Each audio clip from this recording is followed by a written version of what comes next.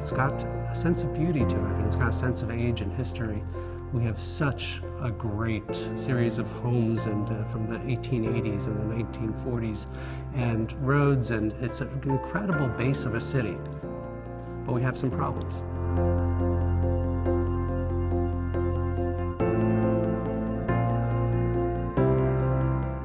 The row home is a transplant from a different climate. Travel in England, you'll see exactly the same housing stock that we have.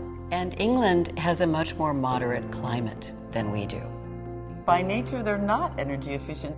The Department of Energy will tell you we lose 40% of the energy in buildings through heating and cooling. That's just wasted on the outdoors.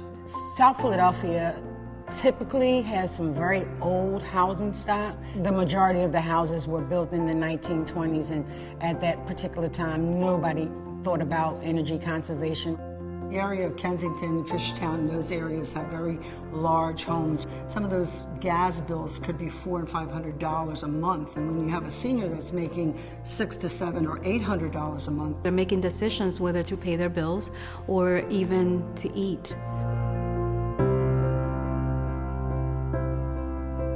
ECA really laid the foundation for the energy efficiency focus in Philadelphia. In the 1980s, we saw Philadelphia go from shutting off 3,000 customers a year for non-payment to shutting off 33,000 customers a year.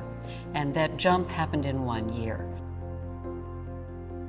There was a group of us who were attempting to identify ways that low-income energy consumers can have more affordable bills. It is not difficult to have a major impact on your energy costs. That's one of the reasons that ECA has always been focused principally on conservation. Without ECA, I doubt if I would have even got into weatherization. Now I can go to anybody's house in this city, and if your house isn't weatherized, I guarantee you that I can save you. If you control the movement of air in the house, you control the heat.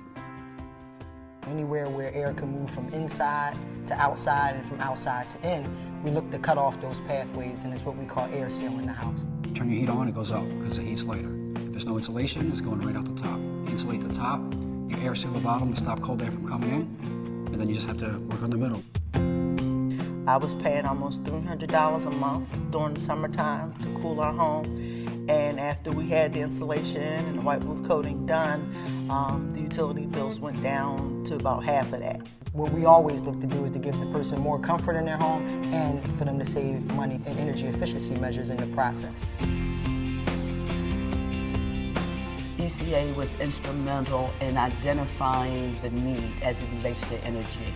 since then we have really evolved into a much bigger agency. We're still trying to solve the same problem, which is we're trying to make energy affordable and clean for everyone. But we have a much bigger group of people that we're trying to address now.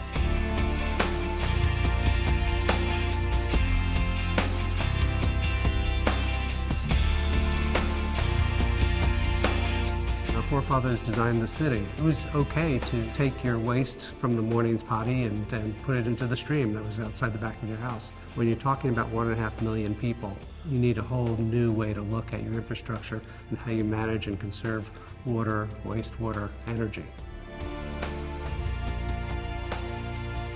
You can't change a city that's 300 years old overnight. It's not a revolution to become a sustainable city, it's an evolution. And I see ECA and the lead in those efforts to break new ground, to find ways that we can make a more sustainable Philadelphia.